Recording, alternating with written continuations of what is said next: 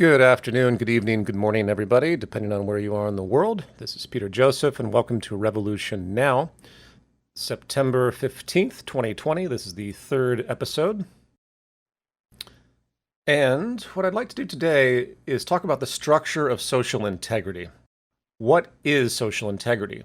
How do we decide what has integrity and what does not? As I think most are aware, we are in a highly polarized and identity-oriented crisis, not only in America, but the world, when it comes to how people think about social change, if they want change at all. The apolitical position I have always taken is that we are dealing with a train of thought, a process of inference surrounding two different systems. The first is the system of nature, our habitat, and our need to abide by the rules of nature, needless to say. The natural laws of our habitat have to be respected and built into the institutions and the value systems of the human being. Which is the second system, of course. What are we? How have we evolved? What do we need? How is our health determined by our environment or the nature of our social relations? How do we behave in certain structures versus other structures? These are the two interfacing systems, so to speak, nature and us, which of course we're part of nature. But unlike all the other species on this planet, we have been blessed or cursed with a kind of consciousness that allows us to behave in ways that are fundamentally unnatural. Unnatural meaning they're not sustainable. And there is no doubt a subculture of people that have persisted with this kind of Malthusian, Darwinistic, animalistic perspective of the human condition that conclude that the kind of world we see is the only kind we're capable of.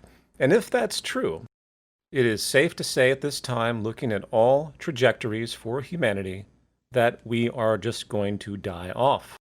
If the argument is that we are just this way, then this way is going to lead to our own demise at our own hand, as should be absolutely apparent to everyone right now, looking at the rise of authoritarianism in the world, the complete ecological collapse in the world, and the outrageous socioeconomic inequality which fuels all sorts of group versus group antagonism.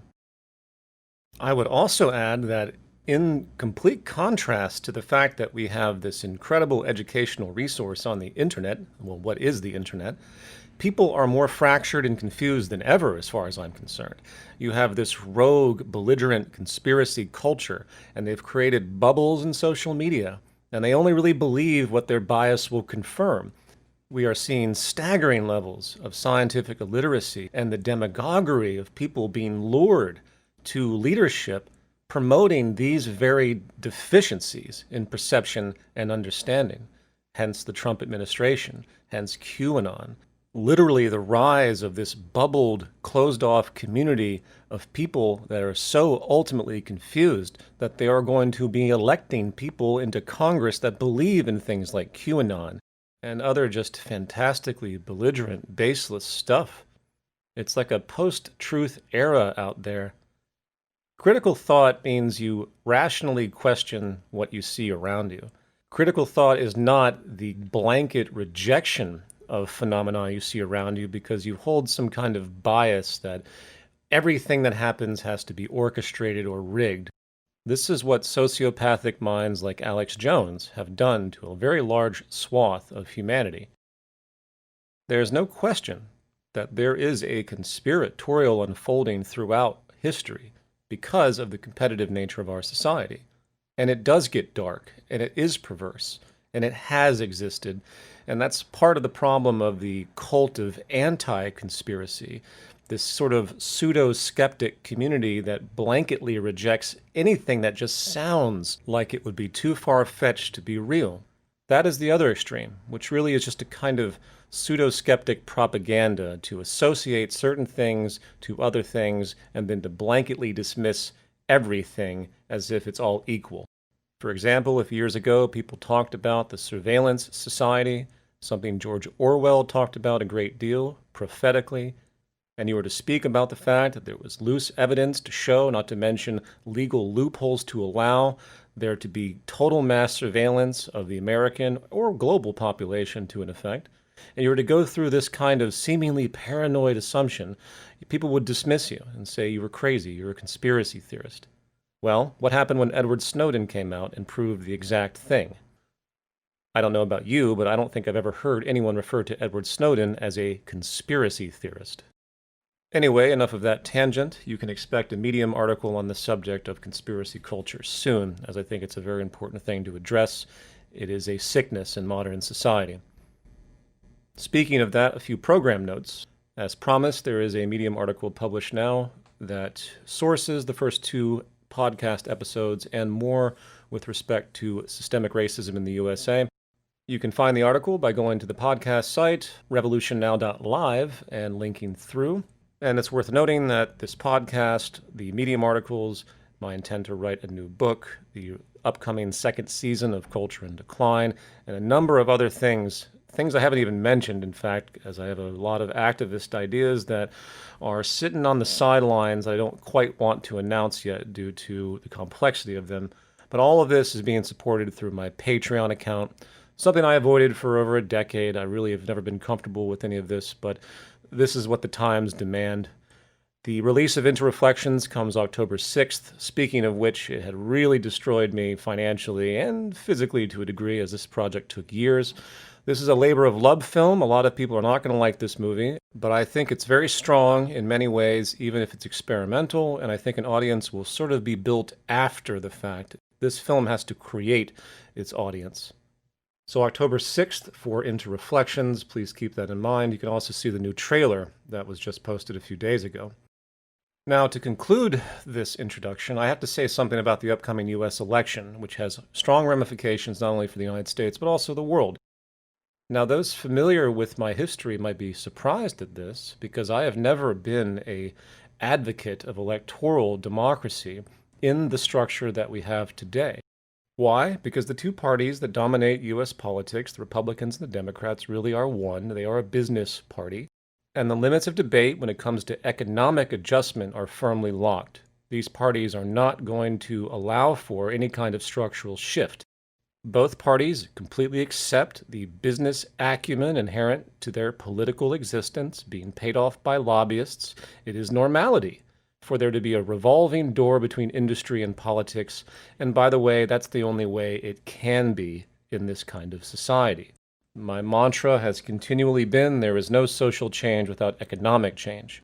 And while the Democrats are the soft right wing at this point, and yes, you have people within that are clamoring about the need to stop pollution and climate destabilization and to get off fossil fuels and to do all of these fundamentally progressive things, what you're going to find generally is that it's just all talk. And the very few people within the party that are in power that actually try to do these kinds of things, like Bernie Sanders or AOC and beyond, they will be strategically stifled by the true source of power, and that is the business group of owners that basically fund and run the government from behind the scenes. Nothing profound here. This is all out in the open if people simply look closely at what this institution is. Now, all of that said, sympathetic to the people that hate this 2-party system so much and the neoliberal establishment, the 2020 election is not about that when it comes to the presidency. This is about dealing with an extremely unstable and unpredictable outlier that poses far too much potential harm personally as an individual mind than the collective ill will or ignorance or bias of the Republican and Democratic establishment. Donald J. Trump needs to be understood for what he is, which is very simple. He is a sociopath that has been groomed from the earliest stages of his life to be a capitalist hawk, to be a con artist, because as much as many don't like to hear this, that is what a good business person is. A con artist by nature. Their goal is to persuade you. Hence the entire industry of marketing and advertising and the clear negative sociological ramifications that institution has on the whole. So here you have the evolution of a super sick human being born from this culture. And through all sorts of chaotic mechanisms, he has made it to the highest position of governmental power. And if he stays, it is going to be catastrophic because of what he has set up around him. The cultural division in America will get far worse. the ecological decline will get substantially worse because absolutely no laws are being respected on the books as far as environmental protections under his administration. There will be nothing to address inequality. The social support programs will continue to be eroded, including Social Security. And you're going to see a fundamental dismantling, not of the Obama administration, but of the FDR administration. Those critical social safeguard policies and programs that work to fight against the inherent destruction coming from the capitalist economy. All of this is to say that this is not the time for progressive politics. This is about eliminating a cancer that is growing and spreading. The cause of the cancer is still there, mind you, but this tumor, known as Donald J. Trump, is so huge and so toxic it has to be cut out, and then we can continue from there. Now, all of that said, let's now talk about this train of thought, this manner of thinking that arrives at the framework of a new society based on what we understand about public health science and environmental science, those two systems I spoke of earlier. And the first thing I would like to say, which it's sad that I have to say it at all, is that this has nothing to do with political identity, with existing historical forms, or anything else you can come up with, historical or contrived, to try and box in this way of thinking. Science doesn't have a box. Science continues to evolve and adapt. It changes, new information comes in. It's a living organism. And yet most people are just locked into a dogmatic kind of categorization, where they just throw ideas they hear into some preordained box in their mind, and then they judge the box. That is the opposite of critical thought, needless to say. So the classic example, as we all know, someone presents ideas that are not capitalistic or in support of free market dynamics. The brain of most people says, well, the only thing I know otherwise is socialism or communism. So the ideas are thrown right into there, regardless of the fact whether they have any association at all, but that's all people know, the polarized association. And then what do? They go back into history and they think about all the self-proclaimed socialist and communist institutions that they know of, and then they take all the negative features of those and they superimpose that as well, therefore making a decision about something without actually even analyzing what was being said. All you have to do is engage in a general debate on socioeconomic issues on any social media platform, and you will see this type of thinking and presentation ubiquitously. Intellectual integrity stands on its own, and it really doesn't matter what your comfort zone is. It doesn't matter what mine is. If we share the collective goal to be sustainable as a species, meaning your kids or grandkids or your friends' kids don't grow up to be on fire as the world continues its decay, or fighting in wars because the nations can no longer get along due to scarcity that's been manifest through extremely poor economic management. If you want to see us persevere, there are certain loyalties you have to have in terms of respecting certain dynamics. You have to respect the ecology and what's required to maintain that ecology, needless to say. In this, the conclusions arrived at through an analysis of what will best improve public health and create social stability and ecological stability, it doesn't matter what you think or what you feel. It doesn't matter what anyone thinks and feels.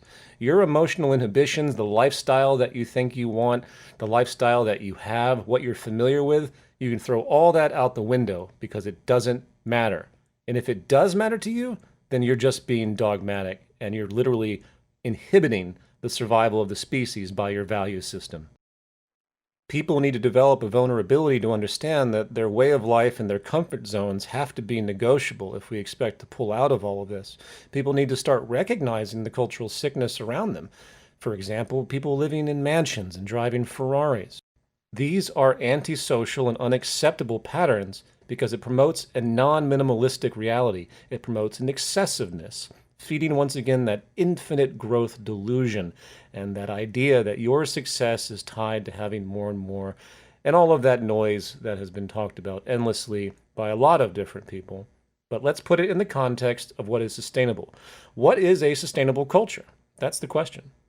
What is it that has to exist in the minds of the majority to keep us on the right track, having integrity as a civilization, respecting our ecosystem and each other? And when it comes right down to it, folks, The things that make all of us happy are fundamentally social. Someone doesn't paint a picture just for themselves, or write a song, or write a book. Someone doesn't get up in the morning and think about how they look just because they want to improve their look. As much as we like to deny the influence of the social reality upon us and, bask in our individualism and volition and self-identity, the truth is we have to be socially incorporated because everything we think and know and believe and feel comes from the social condition over the course of our life. I find that very few people give enough thought to understanding that who they think they are is a social consequence, literally. And this is in stark contrast to the current dominant incentives of our society, which emphasizes competition and winning and exploitation, angling, getting one over on somebody. Again, just look at the cancerous tumor in the White House and his personality.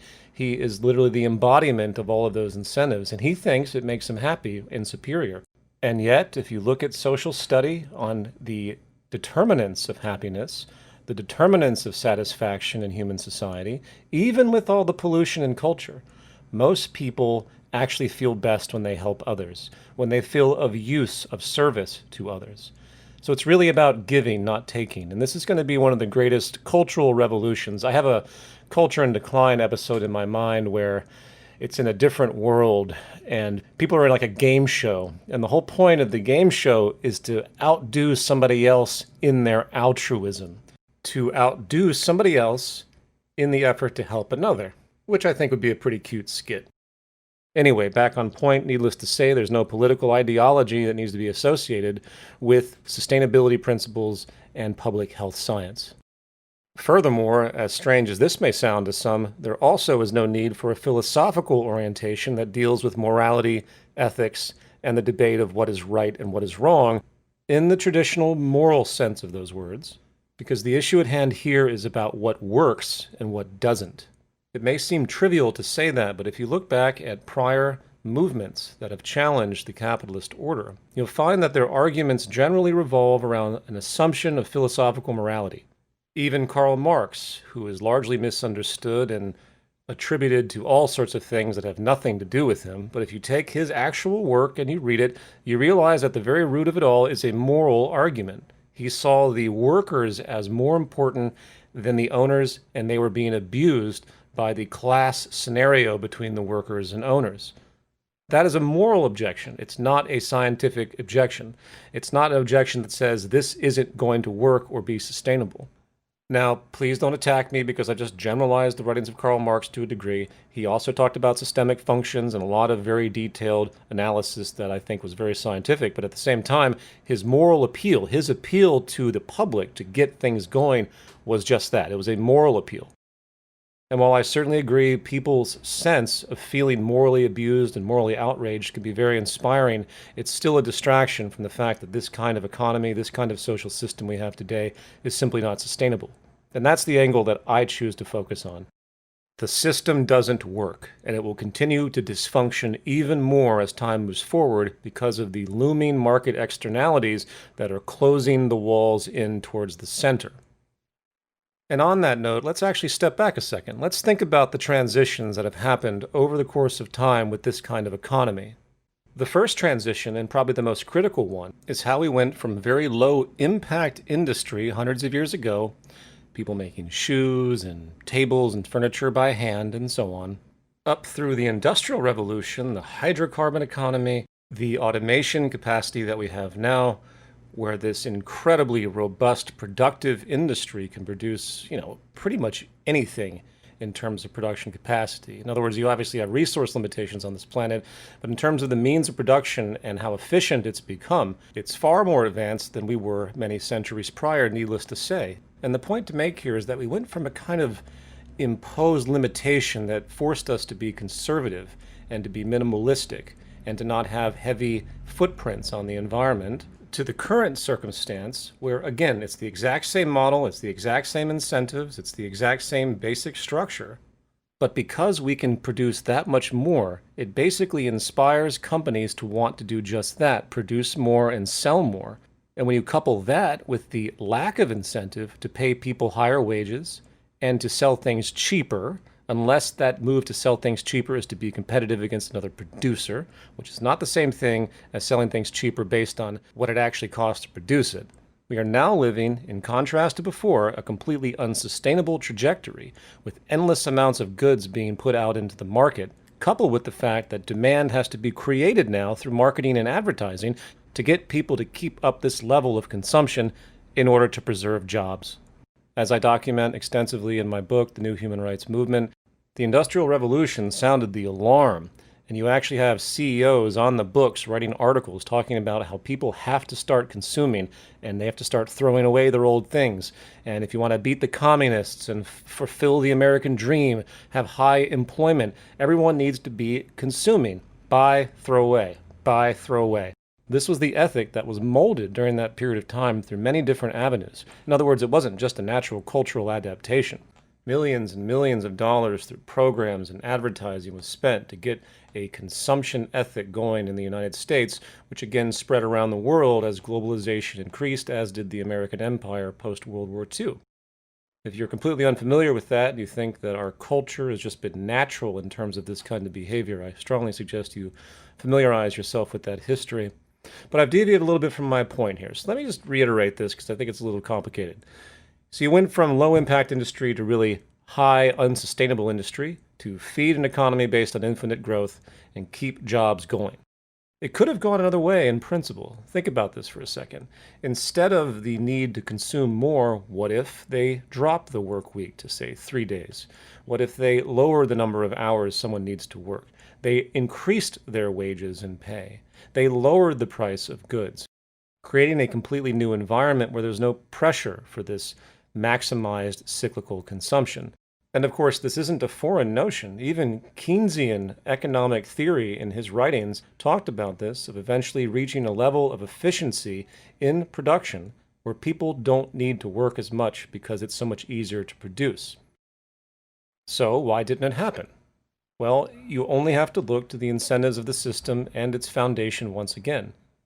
It's important to understand that at the basis of market economics is the orientation of scarcity. And it's not the idea of efficient use of resources to limit the amount of natural scarcity we would see in the environment, because that's not the way it works. The economy looks at the earth as just an inventory, and it's as sloppy as humanly possible when it creates goods to produce. It's governed by the laws of money and market incentives, not natural laws or technical efficiency, as I've written about before as well. You have market efficiency, which is garbage, and you have technical efficiency, which is science-based. So in these incentives, in this economy, based on scarcity, the interest to lower wages, why would any company do that if it can maximize output with cheaper costs in production? That's not incentivized whatsoever in the short term.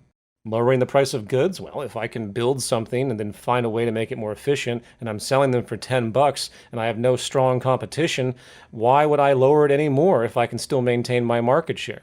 Lowering it any more has no advantage if you're already competitively leading against some other producer. In other words, the fundamental game of markets inhibited this very notion, and we are now on the absolutely wrong trajectory. I mean, people work more than ever now. It's very paradoxical. And ultimately, you have to look at it as a kind of class war, whether intended or not, because it's really about maximizing the profits of the owners of industrial society and exploiting the workers. And that is a fundamental dynamic, undeniably. So as long as that incentive is there, you'll never see that kind of change.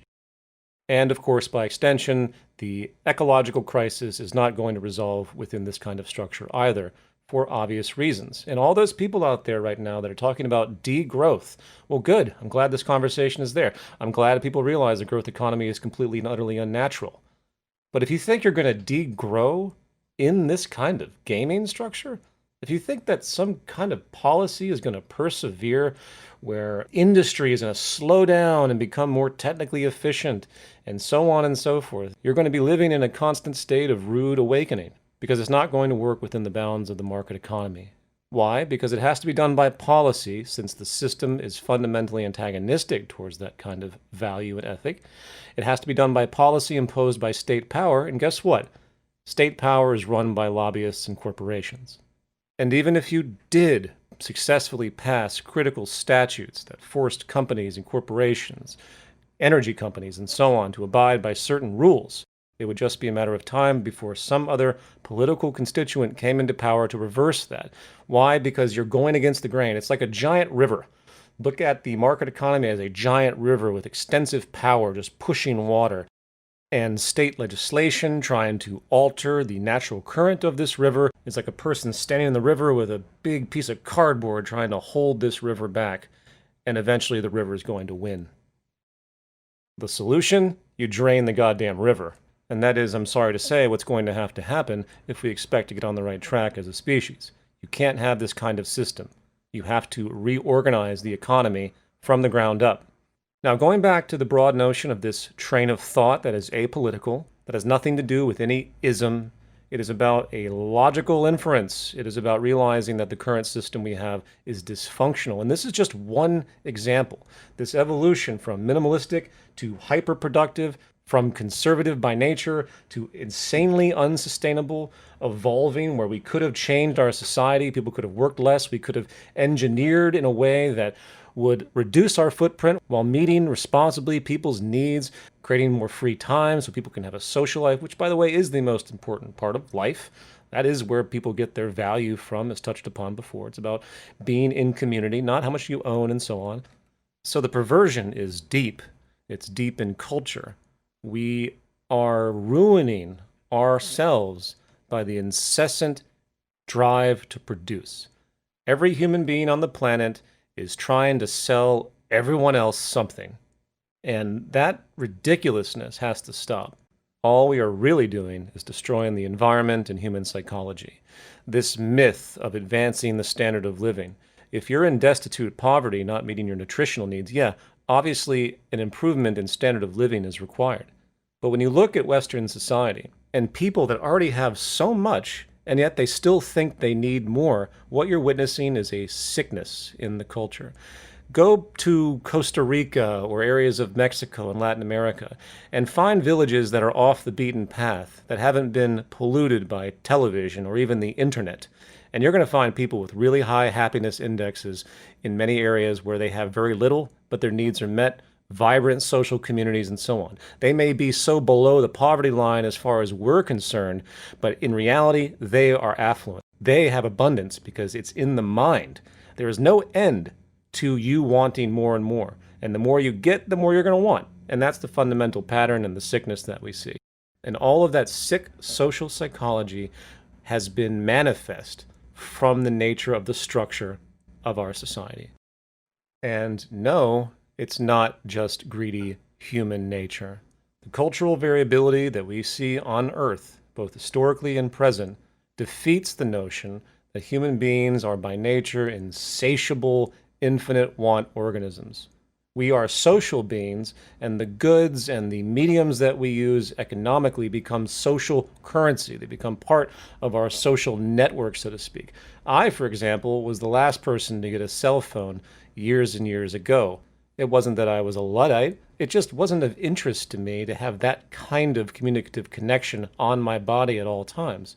Why did I eventually do it? Because of social pressure, because you miss out. In the same way that Apple is so desperate to keep selling you shit, they have to put up billboards now that show the photos from their phones. As if people should care. But what happens is someone will take a photo with these special cameras and they'll send it to their friend, and the friend will be like, oh, I can't take that photo. I can't contribute to this social environment because I don't have the same tool that my friend has. And that is where the disease spreads. And it spreads like wildfire across the civilization. Suddenly you have idiots lining up at the Apple store, waiting for a good that could easily be produced in abundance, that is not scarce, and they're going to pay twice the amount to get on the ground floor, waiting in line for hours, so on and so on and so on. What a tragedy of culture we endure. And on that note, I will continue this conversation next week. I always come into these podcasts with my outlines thinking I can get through all this stuff, and of course I only get through a fraction of it. But this general conversation about what really defines a train of thought that is sustainable and so on will always be an undercurrent of this podcast. And just so you know how things are going to unfold in the near term, it will be from this discussion that I will eventually start talking about activism more specifically. All right, everybody, I really appreciate it. Be safe out there, and I'll talk to you later.